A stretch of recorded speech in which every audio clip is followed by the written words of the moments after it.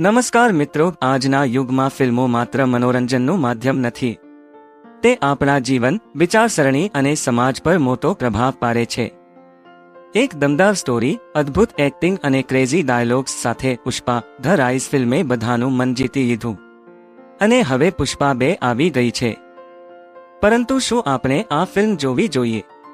કેવી રીતે જોવી જોઈએ? આ ચર્ચા કરતા પહેલા, જો તમે અમારી ચેનલ પર નવા છો તો લાઈક કરો, શેર કરો અને સબસ્ક્રાઇબ કરો, જેથી તમે આવા મસ્ત વિડીયોઝ ગુમાવી ન જા. પુષ્પા 2 કેમ ન જોવી જોઈએ? 1. મેસેજ સામે મનોરંજન. પુષ્પા ફિલ્મમાં મનોરંજન છે, પરંતુ તે મેસેજ શું આપે છે? ફિલ્મમાં ક્રાઇમ, હિંસા અને ગેરકાયદેસર પ્રવૃત્તિઓનો ગ્લેમરાઇઝેશન જોવા મળ્યો હતો. હીરો કે હંમેશા સચોટ વ્યક્તિ હોય તે જરૂરી નથી, પણ જો સામાજિક રીતે ખોટા માર્ગો પ્રોત્સાહિત કરે છે, તો તે પેઢી માટે ખતરનાક છે. પુષ્પા 2 પણ આ જ ટ્રેન્ડ ફોલો કરે છે, તો એ આપણા યુવાઓ માટે યોગ્ય મેસેજ આપે છે કે નહીં તે વિચારવું જરૂરી છે. 2. હિંસાનો વધતો પ્રભાવ. ફિલ્મોમાં દેખાતી હિંસાને કેટલાક લોકો મનોરંજન તરીકે જોવે છે, પણ કેટલાક યુવાઓ માટે તે પ્રેરણારૂપ બની શકે છે. આ જ કારણ છે કે પુષ્પા 2 જેવી ફિલ્મ જોવી એ વિચારસરણી પર કેવી અસર કરશે તે મુદ્દો છે. આ પ્રકારની ફિલ્મો જોવાને બદલે આપણે સમાજને બદલનારા ફિલ્મો તરફ ધ્યાન આપવું જોઈએ. 3.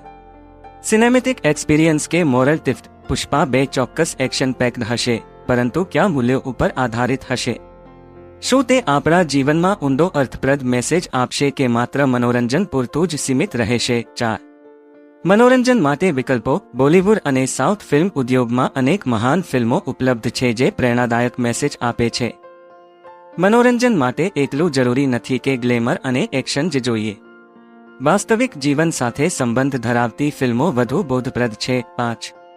સમય અને પૈસાનું મૂલ્ય. ફિલ્મ જોવાનું કેવું પણ મનોરંજન હોય, એ સમય અને પૈસાની વાત છે. શું આ ફિલ્મ તમારા માટે આ બંને મૂલ્યવાન વસ્તુઓના યોગ્ય પ્રત્યાયન માટે છે કે નહીં, તે વિચારવું જરૂરી છે. 6. યુવાનો માટે ઉદાહરણ. યુવા પેઢી હંમેશા પોતાના ફેવરેટ હીરો અથવા ફેમસ ડાયલોગ્સને અનુસરે છે.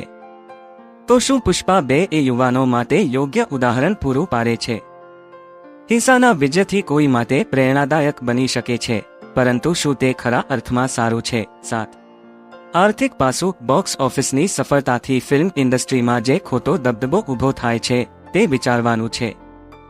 જો આવા મેસેજ આપતી ફિલ્મોને ટેકો આપીએ, તો ભવિષ્યમાં આવી જ વધુ ફિલ્મો બનતી રહે છે. 8.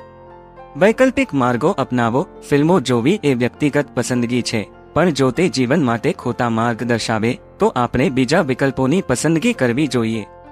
કઈ રીતે મૂલ્યવાન કન્ટેન્ટ તરફ ધ્યાન આપી શકાય તે સમજવું જરૂરી છે. છેલ્લે, પુષ્પા 2 જોવી કે ન જોવી એ સંપૂર્ણ રીતે તમારી પસંદગી છે.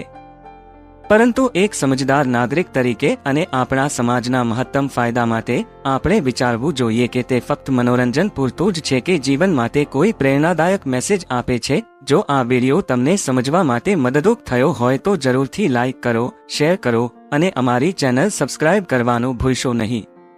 આવું જ વધુ શાનદાર કન્ટેન્ટ અમે તમારા માટે લાવતા રહીશું.